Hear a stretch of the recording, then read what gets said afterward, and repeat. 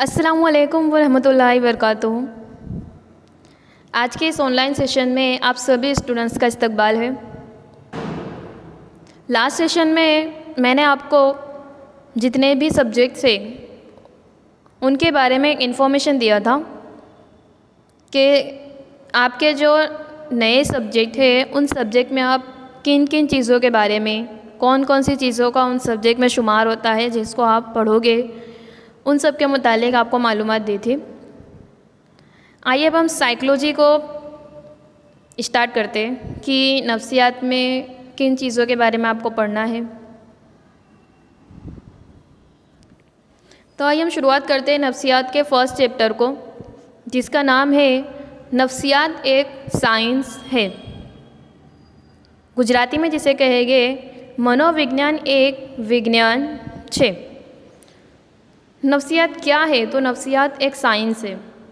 इसके पहले हम नफ्सियात जो एक लफ्ज़ है वो किस तरह से बना है, नफ्सियात को साइंस का दर्जा कैसे मिला है, नफ्सियात की तारीफ़ किसने पेश की है और उसका मतलब क्या होता है, इन सब के मुतालिक हम डिटेल में पढ़ेंगे। साइकोलॉजी जो लफ्ज़ है वो दो लफ्ज़ों से मिलकर बना है, जैसे साइके प्लस लोगोस।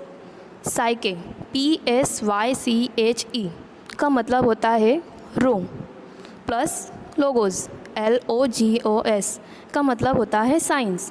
इस तरह से साइकोलॉजी को पहले कहा जाता था रूह का मुताला, रूह का इल्म जानने वाला एक इल्म। लेकिन नफ्सियात को अलग अलग दौर में माहिर नफ्सियात ने उसे अलग अलग मुख्तलिफ अंदाज में पेश किया है। शुरुआत के दौर में नफ्सियात को रूह का मुताला कहा गया, लेकिन रूह का कोई वजूद नहीं है। क्या हम रूह को देख सकते? नहीं, रूह को हम देख नहीं सकते। इसीलिए माहिर नफ्सियात ने रूह का मुताला कहने से नफ्सियात को उसके रूह का मुताला करने वाला एक इल्म कहने से इसे इनकार किया। और मौजूदा दौर में नफ्सियात को इंसान का, हैवानों का बर्ताव का मुताला कहा गया, क्योंकि बर्ताव का मुताला मुमकिन है, हम फ़र्द के बर्ताव को देख सकते हैं। इसीलिए आज के दौर में नफ्सियात की, साइकोलॉजी की डेफिनेशन कुछ इसी तरह से है कि नफ्सियात जो है वो इंसानों और हैवानात के किरदार का मुताला करता है। अब नफ्सियात को एक मज़मून के तौर पर किस तरह से दर्जा मिला? नफ्सियात सबसे पहले तो सिर्फ़ एक मज़मून के तौर पर जाना जाता था। आज के ज़माने में नफ्सियात को जो एक साइंस का दर्जा मिला है, पहले वो दर्जा उसे नहीं मिला था। पहले उसे सिर्फ़ एक नॉर्मल मज़मून के तौर पर जाना जाता था, लेकिन धीरे धीरे जैसे जैसे नफ्सियात की तरक्की हुई, नफ्सियात को एक साइंस का दर्जा मिला। अब नफ्सियात को एक मज़मून के तौर पर कैसे और किसने लाया वो हम देखते हैं। सबसे पहले भारत में 1905 में भूजेंद्र नाथ सेल ने कोलकाता यूनिवर्सिटी में नफ्सियात की पहली तजुर्बा की बुनियाद डाली और नफ्सियात का एक मज़मून के तौर पर उसको पढ़ाना शुरू किया।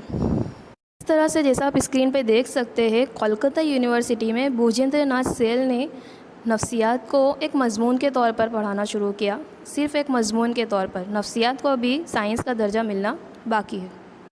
नफ्सियात की जैसे जैसे तरक्की हुई, नफ्सियात को एक साइंस के तौर पर दर्जा मिला और नफ्सियात की एक साइंस के तौर पर पहचान हुई। नफ्सियात को एक साइंस के तौर पर पहचान देने वाले थे विलियम वुड। उन्होंने 1879 में जर्मनी के लिप्जिंग शहर में एक तजुर्बा की बुनियाद डाली थी और तभी से नफ्सियात को एक साइंस के तौर पर पहचाना जाने लगा। इसलिए तभी से विलियम वुड को नफ्सियात के बानी के तौर पर पहचाना जाता है। गुजराती में सवाल ऐसा बन सकता है कि मनोविज्ञानના પિતા તરીકે કોને ઓળખવામાં આવે છે? તો मनोविज्ञानના પિતા તરીકે વિલિયમ વुडને ઓળખવામાં આવે છે। अब हम बात करते हैं नफ्सियात के मानी की। तो नफ्सियात के अंदर दो ख़ास चीज़ों का शुमार होगा, एक तो ज़ाहिरी और बातिनी किरदार। अब ये ज़ाहिरी और बातिनी किरदार क्या है? ज़ाहिरी किरदार यानी कि ऐसा किरदार जिसको हम आँखों के ज़रिए देख सकते हो, जो हमें रूबरू दिखाई देता है, जिसको हम ईज़िली देख सकते हैं। ऐसे किरदार को हम ज़ाहिरी किरदार कहते हैं, जो ज़ाहिर है, जिसे हम ईज़िली देख सकते हैं। फॉर एग्ज़ाम्पल, जैसे कोई फ़र्द बैठा हुआ है, कोई फ़र्द चल रहा है, कोई फ़र्द बैठा हुआ है। जैसे आप ऑनलाइन पढ़ाई कर रहे हो, इन सारे किरदार जो हमें इजीली हम देख सकते हैं, उन सब को हम ज़ाहिरी किरदार कहेंगे। अब बातिनी किरदार किसे कहेंगे? बातिनी किरदार उसी के ऑपोजिट है। बातिनी किरदार यानी कि ऐसा किरदार जिसको हम आँखों के ज़रिए देख नहीं सकते, जो छुपा हुआ हो, जो पोशीदा हो। फॉर एग्ज़ाम्पल, इंसान के ज़हनी अमल, इंसान क्या सोच रहा है, वो क्या इस्तेंताज कर रहा है, इंसान के लॉजिक, ये चीज़ें ऐसी है जिसको हम देख नहीं सकते। तो ऐसी चीज़ें जिसको हम देख नहीं सकते उनको हम बातिनी किरदार कहेंगे। इस तरह से ज़ाहिरी किरदार यानी जिसको हम देख सकते हैं और बातिनी किरदार जिसको हम नहीं देख सकते। बातिन यानी कि छुपा हुआ, जो दिखाई ना दे। अब हम देखते हैं नफ्सियात की तारीफ़। यहाँ पर नफ्सियात की तारीफ़ C.T. मॉर्गन ने पेश की है। C.T. मॉर्गन के मुताबिक नफ्सियात इंसानों और हैवानों के किरदार का एक साइंस है। जी हाँ, नफ्सियात इंसानों के साथ साथ हैवानों के किरदार का भी मुताला करता है। नफ्सियात इंसान और हैवानों के किरदार को मुताला करता है और उसको समझता है, वो एक साइंस है। नफ्सियात में नात के किरदार का भी मुताला किया जाता है। कई सारे माहिर नफ्सियात दानों ने इंसानी ज़हनी अमाल को समझने के लिए हैवानों के ऊपर भी कई सारे तजुर्बे किए हैं। फॉर एग्ज़ाम्पल, थॉर्नडाइक ने सही व ख़ता को समझने के लिए बिल्ली के ऊपर तजुर्बा किया। पावलो ने एक कुत्ते के ऊपर तजुर्बा किया। स्किनर ने एक चूहे के ऊपर तजुर्बा किया।